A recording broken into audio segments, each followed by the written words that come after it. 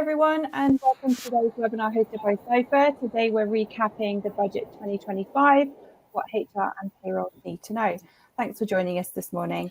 I'm thrilled to be joined by Phil Curtis, who's our Managing Director of Benefits here at Ciphr. Welcome, Phil. How are you doing? Very good, thank you. Good morning, everybody. And we've also got Claire Warner, who's our Regulatory Analyst. She's going to be covering all things payroll. Welcome, Claire. How are you doing?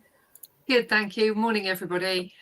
And you might notice on screen there is lovely Gwennon, who's the head of people operations. She is having some technical issues this morning, so we're just struggling to get her on the call, but we're hoping that she'll join us shortly and be able to recap some of the HR elements of the budget for us. So a quick look at the agenda, we'll go through an overview of the budget and then detailed analysis into all the different areas such as tax, different wage increases. We're going to be looking at salary sacrifice and pensions, of course, today. And we're also going to be sharing with you next steps that we recommend to helping you get ready to implement some of these changes. Please note that we do not offer financial advice and none of the information we share today should be taken as such. Please seek advice if you need it. Here's a quick overview of our solutions here at Ciphr. We offer solutions that cover their end-to-end employee lifecycle, right from recruitment and onboarding through to central HR software, payroll software and bureau services, as well as benefits, e-learning, AI and analytics. We're not going to go into too much detail about all these products together. Today, I'm just going to highlight a couple of them. If you want more information, you can find that on our website, which is ciphr.com. So just to highlight that the SIP named our payroll software product of the year 2025, an award that we're really proud of. And you can see some of the citations there on the screen. They said it was compliant, user-friendly, enables best practice, and the support was top class, and also offers a really structured and client-focused approach to implementation. That payroll software integrates with our HR software in real time, so there's a seamless transfer of data between the two systems. So that means no more manual changes, no more transferring spreadsheets, no more wasting time syncing up the two systems. That's all taken care of for you. We are also thrilled to offer the Ciphr Benefits platform through our friends at Avantis, which is now part of the Ciphr Group, and that's a leading flexible employee benefits technology platform. So that you can help your employees access flexible benefits that they want and will value, and we provide that to more than 1,000 UK customers. So if you're interested in any of that, in seeing any of those products for yourselves, please get in touch with us and we'd be happy to show you more. And with that, moving on to today's webinar, please say hi in the chat and share your thoughts there. And you can also send in your questions using the Q&A option. This is being recorded and we'll email the recording to you later today. And with that, Claire, am I handing over to you? You are. Amazing, yes. Thank you. Absolutely. Thanks, Catherine. So good morning, everybody. We're just going to have a run through of the joys of the budget and give you a quick overview of where we are and what we think is happening. So there is lots of political change. We know that there will be more over the coming years. There's not too much in terms of immediate changes for payroll. And I think most payroll people breathed a massive sigh of relief after the budget that there was nothing that was immediate for April 2026. But there's stuff to do. There's always stuff to do. So we're going to take you through that. So let's start by having a quick overview of the government's agenda. So we're still waiting on the Employment Rights Bill to become an act. The two fields there that have been highlighted, the right to disconnect and the unfair dismissal change, they are the two things that have been amended so far. So we know the right to disconnect has been removed, and also the unfair dismissal had a big change last week. Other stuff we're still waiting on. Next reading for the Employment Rights Bill is the 8th of December. So just next week, we will wait and see what that brings us as we move forward with them trying to get it through to royal assent so that we can move on. I'm going to take a breath and say now I'm going to look at tax, national insurance and student loans. So where are we? Okay, no changes to the tax rates and bans for the rest of the UK, for our UK. So that covers Wales, as we know so far, Northern Ireland and England. We are waiting on the Scottish budget, which we won't get until the middle of January. 13th is the current scheduled date. What we do know is the bands that we have remain unchanged and the personal allowances remain unchanged. So they're all on the screen for you just as a reference point. Nothing exciting. Hopefully Scotland won't send us any triggers that are going to cause us problems either, but we live and learn, so we'll wait for that one. Frozen tax codes and personal allowances. Well, are they? So yes, the rates and thresholds have been frozen for an additional 3 years up until April 2031 for tax and national insurance. That means that currently the employer's NIC rate will remain at 15% and the employee rate will remain at 8%. They have extended the veterans NIC relief for a further 2 years until April 2028. So that is a change, hidden in the detail. As they say, the devil is in the detail for this stuff. Remember that the 15% rate also applies to Class 1A and Class 1B NIC, so benefits in kind and PSA arrangements. There is one change that is very obvious but hidden, if that makes any sense. The lower earnings limit does increase, and it increases from £125 to £129 per week. The relevant monthly and yearly values are put on the screen for you. This is around the qualifying level for statutory payments predominantly. There's still no national insurance due for payment, but that has increased. So we need to make sure that that is an awareness thing for everybody, really. Student loans, again, most of this information was published early. The one thing that was a little bit of a surprise, was it a surprise? I don't know. It was going to happen sooner rather than later, I guess. Plan 2 has been frozen. So there will be an increase in the threshold for Plan 2 from April. It goes up to £29,385 per year. But that will then be frozen until the 29-30 year. And also we need to be aware that Plan 5 is introduced from April. So that will be a new student loan. Plan 5 from April is effective. So again, make sure that the relevant, your software will be updated, I have no doubt, whichever product you use. But just be aware that you will get some new notifications coming through for a new type. The employment allowance didn't change. Nothing changed. This is just a reminder that if you didn't or haven't put in a claim for your employment allowance, with the £100,000 cap being removed from last year, it is not too late to make that claim now. So if you haven't, then feel free to make that claim or contact your provider if they can help you put that claim through. And then, oh, this is me again. I'm so sorry. You're just going to listen to me this morning. So, wages and statutory payments. Okay, let's have a look at what this one means then. National minimum wage, national living wage, those rates have been announced. They're shown on the screen there for you. The national living wage is going up to £12.71, a 50p increase per hour. The 18 to 20-year-olds, they've had an 8.5% increase, so that's gone up to £10.85.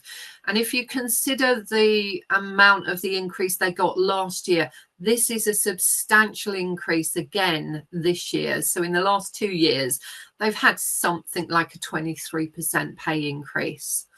That is obviously going to hit the bottom line for many organisations, particularly those that do employ students and the like. We've also popped on there the real living wage. Ciphr's a real living wage organisation, but we thought we'd pop on there the rates of that from next year as well. So £13.45 outside of London per hour and £18.40 per hour inside London. The other thing I should point out then, the accommodation offset has also increased there. So again, be aware, because that has an impact on your national minimum wage calculations as well. And breathe and move on. So as Gwendolyn's still struggling to join us from a technical point of view, I'm going to cover this off for her. So what do these changes for minimum wage mean for HR and the wider business? Well, we need to review costings, reforecast budgets, look at recruitment budgets, look at salary sacrifice. We know that minimum wage is creeping up more and more. We also then need to make sure that we review those people that may be getting very close to the levels where they can't salary sacrifice due to the income levels. So again, review those. And employers are also going to be potentially looking at employing young and inexperienced workers being less attractive because the break in the salary bandings is not as substantial as it used to be. So an employer who has to invest time and energy into training somebody that is paid a very similar rate to somebody that is already experienced may be a disincentive. It's just something to consider. From a wider impact on your organization, look at your cost base, your profitability, look at salary reviews and pay strategies. What's these changes going to do? These changes now, with the budget being in November, have been quite late coming through. So many organizations have already done their budgeting and planning for next year. They may need to now go and review those. Look at what other options there are within the business to consolidate, save money, reallocate that money into other areas. But yeah, it's a time for review. Take a step back, have a look, but make sure that you are double checking all of those figures. Now I'm going to look at statutory payments. Well, they have increased, as you can see on there. The lower earnings limit has gone from 125 to 129 a week. The statutory payments for parental leave have all gone from 187.18 to 194.32. The big difference for us this year is the SSP, and we're going to come on to that in a bit more detail in a minute. But SSP is changing. It's going from 118.75 to 123.25, but you'll note that star there. SSP is no longer going to be linked to the oh, I've got a ghost coming in. The dog's decided to join me, sorry.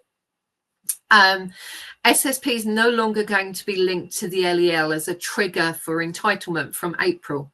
We are still waiting on confirmation that this has received royal assent, but HMRC have just this morning sent out more information that this is planned to be effective from 6th of April. What does that mean? It also means that if somebody isn't earning at £129, they will now be entitled to SSP, but at 80% of their average weekly earnings value, or whichever is the lower. So 123.25 or 80% of their average weekly earnings. There's a couple of other slides to pick up on the SSP changes, but worth noting that these things are likely to be coming through. Done you a quick calculation of the SSP daily rates, because I know us payroll people like to know what they are and make it nice and quick for us. But also factor in that any payment for SSP that is at 80% of the weekly average earnings will need to be rounded up. So when you're doing those calculations, 80% is rounded up, not down. And SSP is going to be due from day one of absence from April. So again, big change in terms of an employer's cost base. Many employers pay nothing for the first 3 days, for the waiting days at the moment. From April, it will be an entitlement from day one. I can see a few questions coming in, but I will pick them up in a moment. So bear with me, please. So what are these changes in a bit more detail? Well, the Employment Rights Bill is still a bill. It's not an act. I've already mentioned that the next reading is December the 8th. It's playing ping pong between the two houses, the Commons and Lords, to try and get that through. HMRC have confirmed plans to remove the waiting days and the link to the LEL, but it's still not legislation yet. What we don't know and we don't have guidance for is what happens to the linked period. We believe they remain, but we're waiting on guidance. But what else don't we know? Well, there's a lot we don't know. What happens, for example, for the transition rules? What happens if somebody is already off sick but is not earning at the rate of £125 when the new rules kick in April? What happens if they're in a linked period in April and there was a linked exclusion? All of these sorts of questions we are desperately waiting on guidance and information for. As soon as we have it, we will share it. So keep an eye out for future webinars that are coming on this subject. What does it mean for payroll? Software is going to have to be updated. We know that. That's nothing new. Processes may need to be reviewed. If you have occupational schemes within your software, they may need to be reviewed, particularly if they are using the waiting days and the SSP rules. So take a breath, have a look at what your occupational scheme says. If you need consultancy, contact your supplier, talk it through with them. That's what we're here to do. We're here to help. But sooner rather than later, please. Don't leave it until March when it's maybe a little bit too late or a little bit too rushed. From an HR perspective, then, what does this mean? Potential increased costs. Well, no, they're not potential. They will be increased costs if we're now paying SSP from day one. Potential increased ad hoc absence. So whereas previously, if somebody felt rough, they'd had a bad night or a heavy day, for example, and they felt that they needed to go into work because they weren't going to get paid, by doing nothing, they're now going to get 80% minimum of their average weekly earnings. So people may feel, oh, I feel really ropey today, I'm just not going to go in. I'm still going to get 80% of my daily rate. What's 20% when I feel this rough? Again, those occupational schemes, they really do need to be reviewed. What about your monitoring of absence? How are you going to change your monitoring to check that people aren't abusing the new changes? What about your back to work processes? All of those may need a review. But particularly think about your employee communications, telling them what their entitlement is, telling them what the new process will be, making sure that those comms are clear and concise so that it's easy for everybody to understand. But let's go back to budgeting a bit for the wider impact on the organisation. Increased costs paying SSP from day one. For some businesses, that's a lot of money.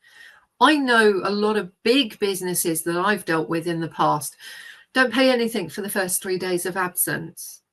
So they will suddenly be having to pay a minimum of SSP from day one of absence. there is no reclaim back set out as yet. I don't think there will be. I'd hoped there might have been, but right now that cost will fall solely upon the employer. So you might want to look at what your absence rates have been like, what was unpaid last year, for example, and what could potentially need to be paid next year. Those payments are also likely to added into everything else that people receive with salary and such like. Those payments are likely to attract national insurance and pension contributions as well. So there's an added further cost impact there. And you maybe need to look at your cash flow and budgeting. Is the absence for your business higher in the summer? Is it higher in the winter? Is it higher over public holiday periods? All of that sort of stuff. Just worth going and having a little review on what your absence data is telling you and what potential that impact could be. So I'm now going to take a breath and breathe, and I'm going to hand over to the delightful Phil, who's going to talk you through the benefits and take you through all things benefit entitled. Phil, you're on mute at the moment, sir. That might be our, there we go, that's better. Thank you. And thanks very much, Claire. So benefits, if we could just go to the first benefit slide, please. Catherine in the chair? I've got it. Oh, well done. Thank you. So, there's one before, I think, Claire. So we jump one. There we go. So if we look at what hasn't changed, and we'll start off with salary sacrifice. And we were pleased to see cycle to work was left untouched. We thought there might be a cap on that. It's effectively unlimited, but employers will no doubt put in a sensible limit across their workplace. Childcare vouchers are still in place, albeit it's wound down significantly from its heights back in 2018.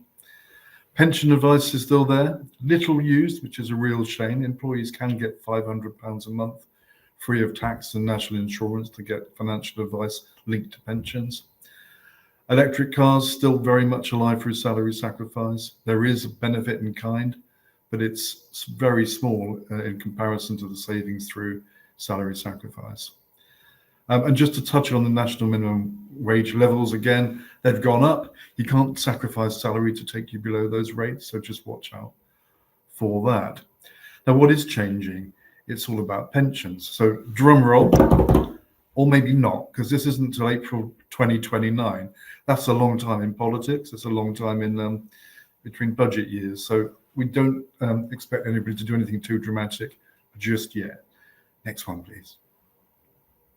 So what is changing? So again, from April 2029, just over 3 years, only the first £2,000 of employee pension contributions each year will be exempt from national insurance. So what that means is both employees and employers will lose out on the NI savings currently they enjoy on any contributions over £2,000. Estimates suggest that this affects about a third of employees in the private sector and about 10% in the public sector. So it is quite significant. Why are we doing? Why are we putting pensions through salary sacrifice? We're reducing gross pay, and that results in savings in national insurance. For employees, 8% up to around £50,000 in earnings, or if they earn over that, it's 2% NI saving. Employers, a bit more significant, it's 15%. Currently, there is no cap on that. Also worth mentioning through salary sacrifice, higher rate taxpayers, they get tax relief at their marginal, their highest rate immediately. Through RAS schemes or conventional after-tax deductions, higher rate taxpayers have to do an adjustment through their tax return. So it's a very useful tool in that sector. Next one, please. Next slide, please. Thank you. So just to look at the impact on employees first, we've got two examples. We've got somebody earning 50,000 and contributing 5%. 5% is a fairly typical contribution. So the contribution per annum is £2,500. Currently, we're saving £200. That's at 8%. After April 2029, that's capped, and the saving reduced to £160. Net cost to that employee, £40 a year. We then look at somebody earning £100,000, again contributing 5%. That contribution is £5,000 a year, and the savings are at 2%, that's £100. Wind that forwards to after April 2029, that's capped. The savings then are £40 per year, again at 2%. That's costing that individual £60 per annum. If we just move to the next slide, our opinion at the moment is these savings, or rather the costs incurred by those employees, are not likely to change their pension behaviour. We don't think it's going to be that significant for employees. So the higher rate taxpayers will lose out at 2%, and the basic rate taxpayers on the slice over 2,000 will lose at 8%. That in itself is quite interesting. Claire, I think we've had some thoughts on how that pans out.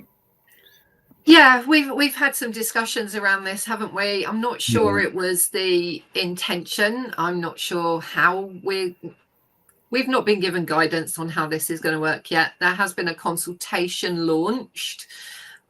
So yeah, I think it's a watch this space and see where that takes us with this one. Thank you. And there's still a massive incentive to save into a pension scheme. We all need to make sure we're comfortable in retirement. When we finally clock out, we want those nice holidays. The other really important thing, the tax-free lump sum is still in place. That hasn't been changed.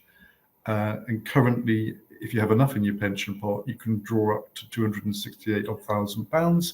You can also spread that over pension payments, but that is not insignificant and it's sort of a real good reason to save. And just as a by the by, higher rate taxpayers typically use salary sacrifice for other reasons. It's quite useful to reduce taxable pay. It might mean you avoid losing your personal allowance. You can avoid paying tax at extended rates. And in some instances, if you reduce your salary, you can maintain your tax-free childcare or other child benefits. Next one, please. So looking at employers, and this is where we think this is a bit more significant. So the employer national insurance rate is 15%, thanks to the rise in the last budget. Looking at our £50,000 employee, the changes, working that through, currently the savings 375. That will change to 300. The cost is actually £75, not 40 is there. The £5,000 earner, however, this is a little bit more dramatic. The current savings £750. That will reduce to £300 after April 2029. That's £450 a year savings lost through this change. And I think if you are in an environment with above average earnings, this is the bit that's perhaps most significant. If we just wind the slide forward, please. So what's there to do? Assess what you're currently saving through employers' national insurance, determine the cost of those changes. As just to touch again, the higher paid environments, this is more significant. As it stands, there will be no point changing from a salary sacrifice scheme. There's no point in reversing the salary sacrifice. That just incurs NI anyway, and you will lose the benefit of the £2,000 threshold. It's good to look at the other salary sacrifice options and just making sure you're maximising those, but there's not a massive scope at the moment to do that. And just thinking out loud, Claire and I both go back to a time when non-contributory pension schemes were a thing. And I think it may be that an employer contribution might be higher, the salary may be lower.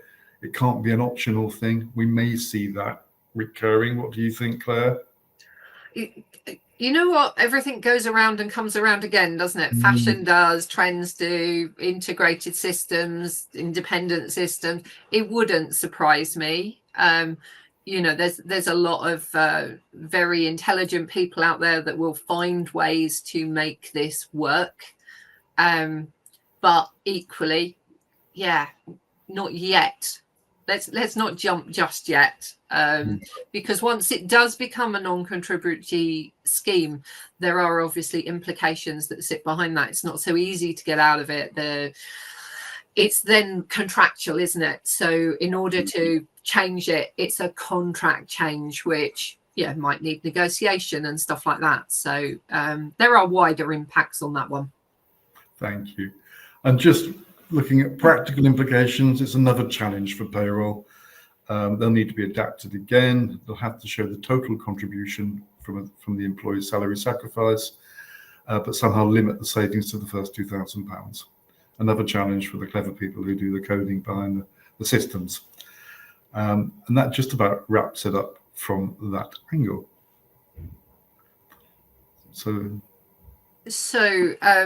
again, Gwennon, bless her, is still struggling with tech, so we can't second guess these challenges. So you've got me back.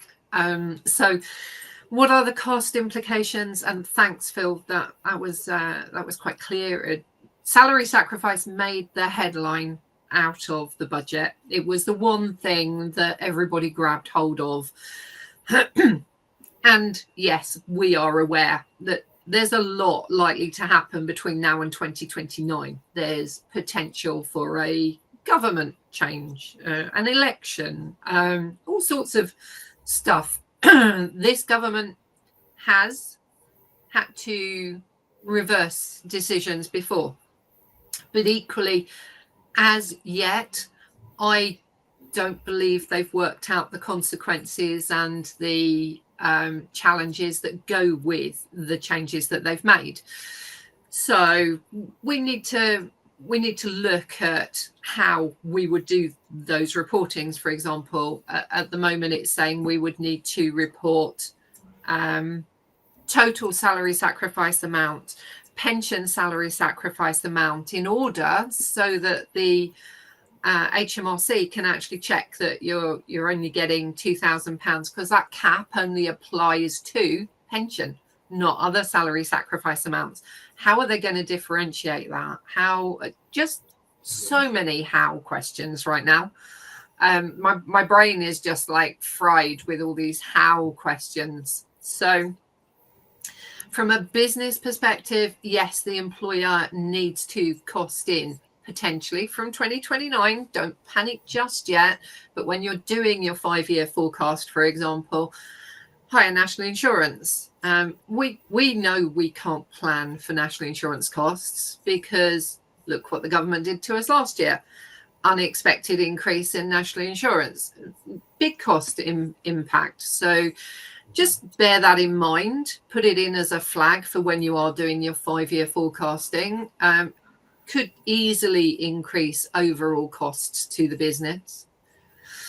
What about compliance and administration? I've just mentioned. Just how is the only question that is sitting right in the forefront of my brain right now. It's like, how do we do that? How do they want us to do that? Where's the guidance for it? And as with a lot of stuff right now, the budget sends stuff out. When asked how they're going to do it, it's a bit like how they're not going to tax a pensioner come 2027, when the state second pension is higher than the current personal allowance. They don't know. They don't have the detail that sits behind it. And unfortunately, business needs that detail. Payroll and HR specifically need that detail to be able to move forward. So there are consultations out. They've launched them already, so we just need to wait and see. What they have said, which I thought was very generous of them, further guidance will be provided pre-April 2029. Great. That's not a whole lot of use to anybody that wants to try and plan. It is a long time away. We know that. Look at future costings, look at potential, look at contractual obligations around your pensions, discuss with your pension providers. There's going to be a lot of toing and froing around this salary sacrifice stuff over the coming years. But until we have more clarity and more guidance, we are going to be stuck. We should not make decisions based on supposition. Things change. So let's take a breath, let's be prepared, but actually let's not jump. Frying pan to fire springs to mind right now. So yeah, you're back to me again. So really sorry about this. So I'm now going to say to you, employee car ownership schemes and EVs. Well, what's happening? Okay, I've just said that things change. They've done exactly that with the employee car ownership scheme. Can't get my mouth around that one. That has now been delayed until April 2030, and there are transitional arrangements in place until April 2032. It seems like a long time away. I can retire before then, so that'll be fine. I'm not going to worry about 2032. But as we've said, things change. They delay stuff. Benefits in kind has been delayed multiple times. So let's not panic, but let's see when you're doing maybe your employee car ownership scheme reviews and forward planning for fleet usage and stuff like that, maybe just take a beat and say, well, actually, from 2030, I know it's 5 years away, but a lot of schemes are you're tied in for 3 or 4 and sometimes 5 years on these. So think about that. Electric and hybrid vehicles. So from 2028, EV drivers, it was clearly announced in the budget, will pay 3 pence per mile, and plug-in hybrids will pay 1.5 pence per mile. How? They don't know. They haven't told us. There's rumours that it will have to be, you'll have to go to something like an MOT station to get your mileage verified. But actually, they're open and said, we haven't worked out the detail on that yet. We're just going to do it. Okay, thanks for that. Not helpful. But, and again, her consultation is underway, so we'll see where that one takes us. The expensive car supplement threshold for EVs will increase from April. That will go up to £50,000 from 40. What's the impact of that? Well, last year, a whole load of manufacturers dropped their prices so that it was below that £40,000 limit to encourage people to buy their EVs. They're just simply going to put their prices back up to what they were before so that it sits under that 50,000 threshold. It would be my take on it. But it does mean that there are additional considerations. Maybe there's more vehicles available in your categories to choose from. So again, worth thinking about, worth looking at. Company car rates, these have been published years in advance, so there is no great change. The only real change that I wanted to highlight to you is that vehicle benefit and fuel benefit for vans. So they've increased only slightly. In fact, looking at that, the vehicle benefit tax has decreased. So, but I will double check that. But those are the rates that I picked up yesterday. So just bear in mind, if there is a correction to that, I will get it sent out to you along with the slides. So bear with me on that one. What other changes are there? Now, this is really where I needed Gwennon, so I'm going to do my best. The government is going to remove the deduction from income tax for non-reimbursed home working expenses.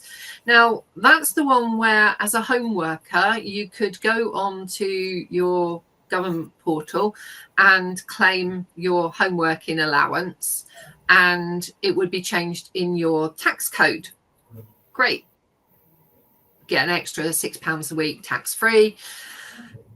That's being removed from April. Employers can still reimburse it, but the employees will not be able to do it themselves via their tax code anymore. So for those employees that you've encouraged to do that, that's going to be an additional cost for them. The income tax and national insurance exemption for employer provided benefits is being extended. It's bringing some extra bits in which were outside because the employees arranged them themselves. So they weren't benefits as such, but they're pulling those in now. So eye tests, home working equipment and flu vaccinations can now all be refunded via the benefits process. So a little bit of a win, nothing major, but let's take what we get given.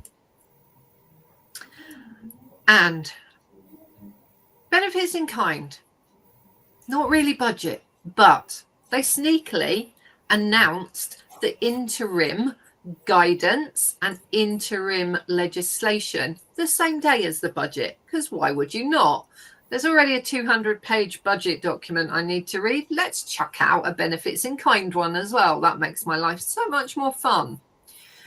What does it mean? What does it really mean to us?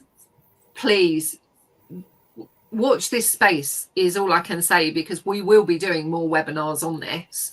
There is an awful lot of information that's coming out. So we know that the plans have been confirmed that mandatory payrolling of benefits via your payroll will be effective from April 2027. With the exception of employment-related loans and accommodation, you can still voluntarily payroll those, but it won't be mandatory. If you don't voluntarily payroll them, they will be processed via a mini P11D. What does that mean? We don't know. You're right. Right now, I need to go do some investigation. What's the impact on payroll? Well, we've been payrolling 10 years or so. It's all right. Does its job. We know what we're doing. Or do we? What are they changing? Why is it different? So the interim guidance and legislation has now been issued, but they've also issued the data that they want reporting via the RTI, so real time. And it is so similar to the P11D. It might just as well be a P11D electronically. There is a mass of information that we currently don't report that we are going to need to. And I have a slide that will show you some examples of that in a moment. Class 1A and IC is going to become a monthly, not an annual cost.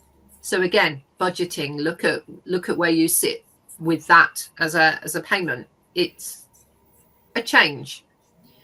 There will be, and it's not on here, but there will be a new end of year process for wrapping up benefits. So we'll need to look at what that entails. Again, no great clarity on that right now. What about the impact on HR and the wider organization then? Okay, we're going to need to look at having more data available on a more regular basis. And Gwennon, when we had a run through for this yesterday, went, last year I said it would be less effort for HR, it would be easier, and she's now like, it won't be easier, it'll be a challenge. Where does that data come from? Where's that data held? What about those real-time errors if the data's not provided accurately and in a timely manner? Whereas previously we've only collated that data once a year, now we need to collate it on a regular basis. Review the data that's needed. Look to provide communications to employees, because a lot of the data will be relevant to what they're paying. We still only need to give a benefits summary once a year, same as we would on a P11D, but we're paying tax on it every period. Wider impact for the organisation? Well, Class 1A and IC monthly. Just said that. What about your cash flow? What about your budgeting? What about your plans for the future? We will, as we delve deeper into this, run more regular webinars, and we'll drag the likes of my friend Phil here in to say, what does that impact have on your benefits challenges as a benefits provider? Where does that go? What impact does that have? What thought changes?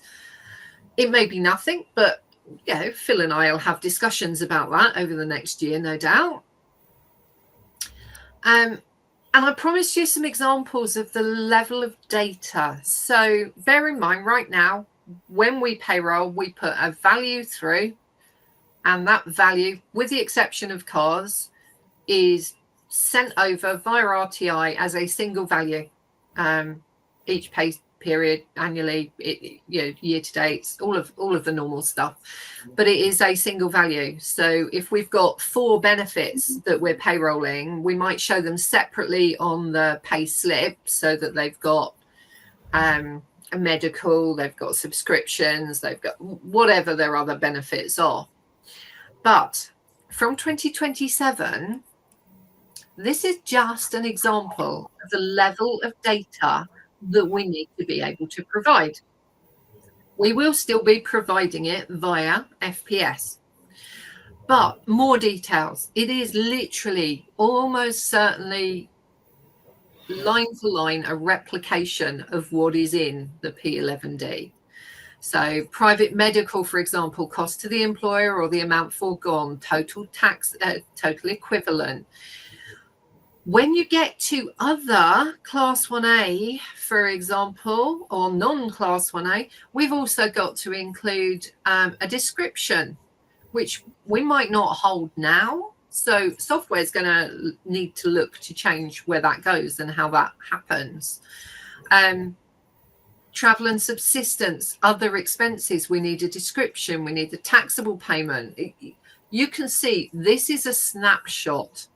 But when you look at the detail, there is this level of detail and more for all of the A to N fields that would have been on the P11D. Sorry, it's been a while since I've looked at a P11D, but A to N, I think, is where we are. So start looking at how we can collate that data. Yeah, we don't need it for April, but look at your processes. As you come up to renewal for your annual benefits, for example, look at what that process might be. Look at how we might want to pull that data through. Where's that data going to sit? It has to be in payroll, because payroll is the conduit for sending that data to HMRC. But where does payroll get it from? Is it an integration? Is it direct into payroll and payroll feeds back out to other platforms? All to be discussed and decided. So any comments, conversations, happy to take on board. There will be lots of conversations going on over this for the next year. This time next year, hopefully we will have it all bottomed out and know exactly what we're doing. So training and skills. This is again, this is a Gwennon one. So please forgive, but I'm doing my best here.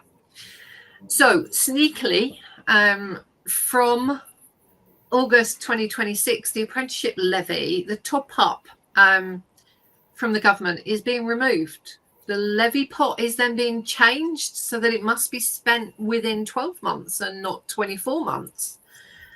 The co-investment will now be 25% up from 5%, but this all has a massive impact on the way your business might be working. What about your apprenticeship? National minimum wage for apprenticeship has increased, obviously only for year one, but there seems to be a push towards the apprenticeship for the under 25s. But there's some consequences. If you currently rely on a 24-month period to spend your apprenticeship levy, you need to review that process. What is the wider impact on your organization? A greater urgency to plan and spend, your forecast faster, get those apprenticeship levies funds more precisely popped into windows where you're going to use them. Yes, there will be a tighter budget if that 10% top up from the government is removed. Your budget's just been cut by 10%. What impact does that have on you? What about your plans? If you have been really good at retraining employees and the focus is now back on pulling in younger employees. Where does that leave you? Higher costs if you overspend. The co-investment is now going to cost the company 25%, up from 5%. That's a big increase, as well as a decrease in what you're being given. You're expected to pay a bit more out. You might need to reassess where you're going. Be proactive about all of these changes. There's a lot coming through. And again, as we said at the beginning, the devil is in the detail. This wasn't mentioned in the speech, but it is hidden in that lovely 200-page document that obviously is great for insomnia for everybody. That's what we take to bed and read every night. It's fun. But think positively about your apprenticeship levy. There was a statement within the budget about guaranteeing apprenticeships, workplaces, and guaranteeing people moving from an apprenticeship into a workplace. Well, again, no detail on how that was going to be done. So suddenly we magically need to find all these apprenticeship type places, or for people coming off apprenticeships into workplace. Hopefully the government will work with business to make that work. They've made a commitment. Let's see where that one goes. I'm sure there will be yet more consultation on that. We're going to be talking to the government a lot over the coming couple of years. And next steps. I'm sorry. The next one's me again. So many apologies. So payroll. Minimum wage increases. Check that your employees are still eligible for salary sacrifice. Check what you're doing in terms of it being an alabaster increase. Minimum wage constitutes a salary increase under the alabaster ruling. So if you have any maternity cases, you may need to review that. If you want to start payrolling ahead of 2027, you need to register with HMRC now and talk to your software supplier if there's any consultation needed to get that built for you. SSP changes.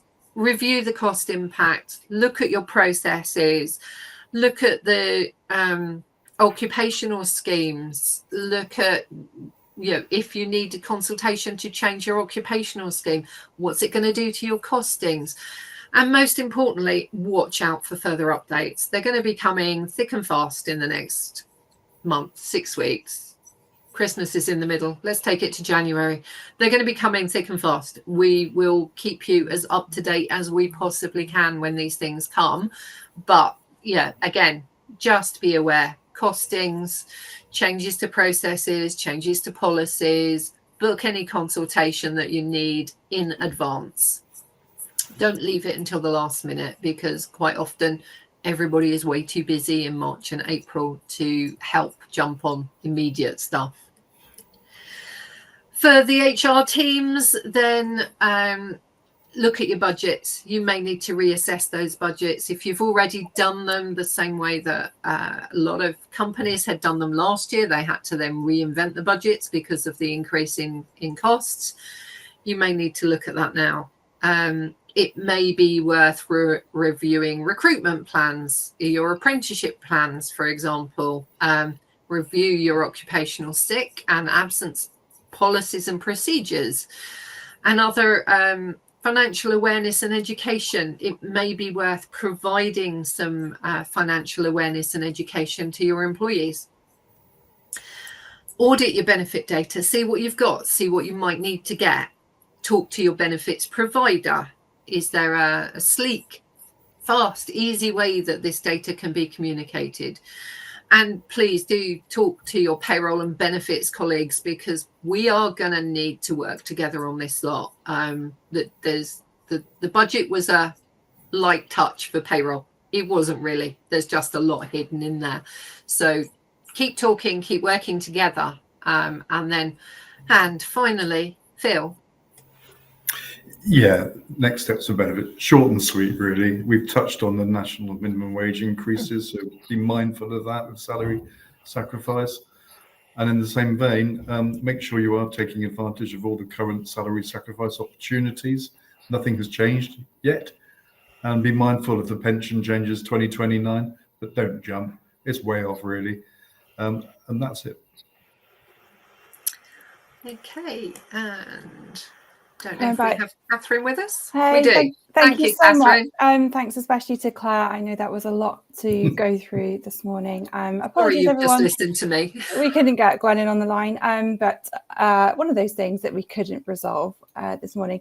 So just to say, I'm launching a button on the screen. If you want to download those final 3 slides, which are your next step checklist, it's easy to say, then you can download those as a PDF and you can take those away and check them off if that makes you happy. If you like checking off lists, you can do that.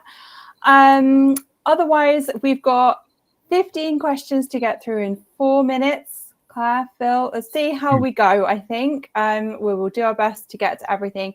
I'm going to start with the ones who've got the most upvotes. So we'll start with the most popular ones.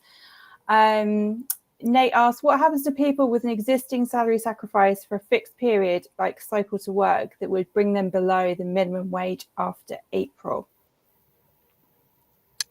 Any ideas on that one? That's a very good question. Go on then, Phil, you can take that one. I don't know the answer to that one, to be fair, but I would imagine that there would be some lenience in that situation. I equally don't know the detail and I would need to go and double check it, but minimum wage has to be maintained. There is no caveat that says, so it may be that within the arrangement there is some wording, but there is no opt-out at all for minimum wage. So it is down to the employer to ensure that they pay minimum wage. So it may be that in that instance, you need to give the employee a greater salary increase. I will double check that though. Thank you very much. Andrew asks, do we think the NIC exemption will be capped at 166.67 per month, or once the employer's contributions hit £2,000 year to date? We don't know. We don't know if it's weekly, monthly, annual. They've not given us a clue. My gut says it would be annual because you could take it all at once. But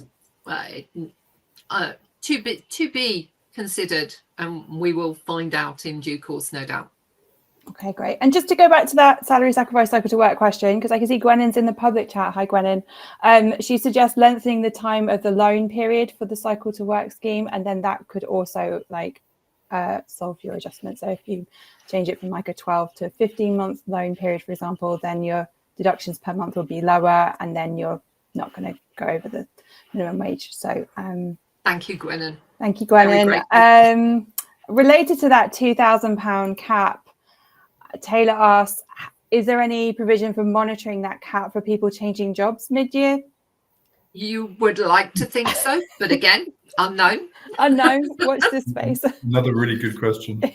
Yeah, we should be sending all these questions to HMRC. That the industry will be taking back to HMRC for clarification on. So yeah, great question. Thank you. Thank you. Becky asked, is the Class 1A NICs changed to monthly effective from 26 or 27 for people who 27. already payroll benefits? It's from 27. Thank you. That was an easy one. Beverly asks, we run a salary sacrifice car scheme through Tosca, and each month they send us a report of the BIK value. Will we need to inform HMRC of this on a monthly basis on a P11D? It doesn't need to be reported on a P11D monthly. You would do that as an annual on a P11D. Payrolling? When it gets to mandatory, it might be different. But right now, you could do it as an annual and do an adjustment. Okay, thank you very much. Asen, apologies if I've mispronounced your name, asked, how will payrollers manage the new salary sacrifice rule, and if employees will now need to complete self-assessments to inform HMRC of any arrangements if they change employment? I guess that's a similar question to if the cap would hit halfway through. Yeah. We just don't know right now. Don't know. Okay. Yeah. I don't think there's ever an intention for employees to do more self-assessment. And in fact, there is something within the budget about bringing self-assessment tax into PAYE so that they can collect it via PAYE. I didn't include it in this because obviously this is a payroll, not a self-assessment webinar, but there is something in there about pulling in outstanding tax from self-assessment into PAYE if the employee has a job. So they are looking at more efficient ways to collect tax, and obviously PAYE is the most efficient way for them to collect tax. Okay, thank you very much. Karen asks, is anything changing re PSA returns? Not yet, not that we've heard. Okay, that's good. And a question from Abby. Our organisation is considering moving to salary sacrifice pension scheme. Should we? What do you think, Phil? No, carry on for sure. Okay, good. Andrew asks, do we know if the cash eye test reimbursement also covers glasses for VDU usage? I believe so. So, okay, thank you.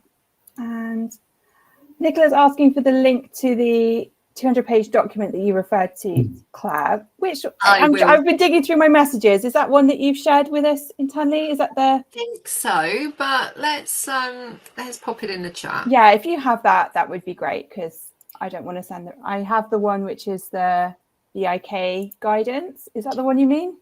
No, it's a different one. This is the pure budget one. I'm just trying to see if I can pop it in. Try that one. Okay, thank you very much. It may not be, I will definitely find, but I think that's the one. Okay, thank you.